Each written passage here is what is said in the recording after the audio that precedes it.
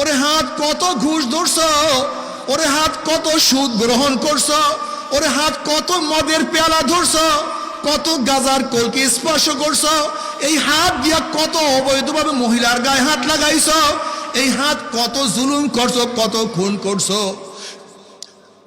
এই পাও দিয়ে কি নেকের দিকে বেশি হাঁটছো না গুনার দিকে বেশি হাঁটছো? গুনা যা করছো তওবা করতে পারছো কি পারো নাই?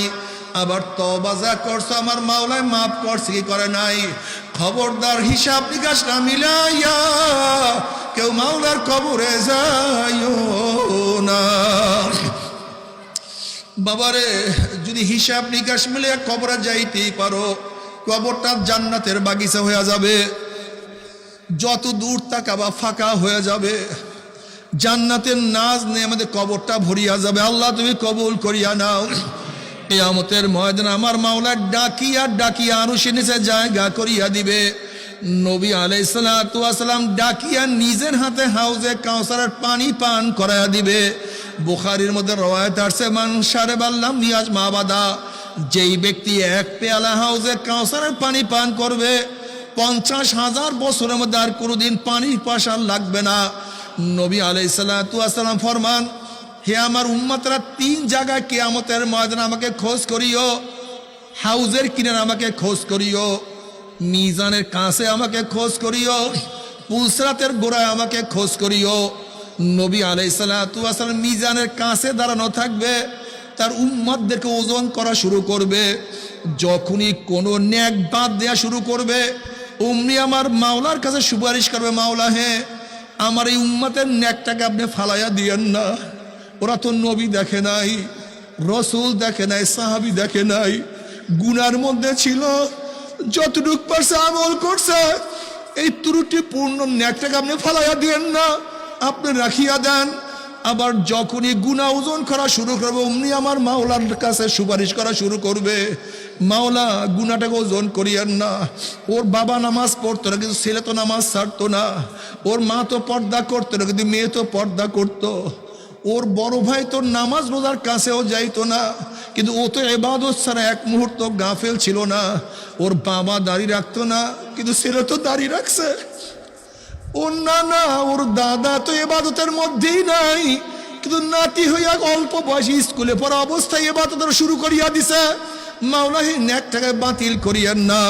আল্লাহ পাক রব্বুল আলামিন কিয়ামতের ময়দানে বুখারীর মধ্যে রওয়ায়াত আছে, আমার নবীকে বলবেন সাল তুতা ইশফা তুশাফা, যে সুপারিশ করবেন আমি আপনার সুপারিশ কবুল করব, যা চাইবেন আমি আপনাকে দিয়া দেব, আল্লাহ কবুল করিয়া না।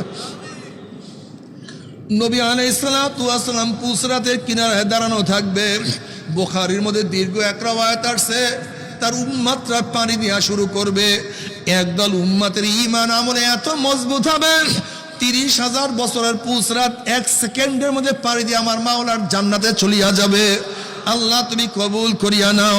যাদের ঈমান আমল একটু দুর্বল হবে, বাতাসের গতিতে পুসরাত পানি দিয়ে মাওলার জান্নাতে চলিয়া যাবে।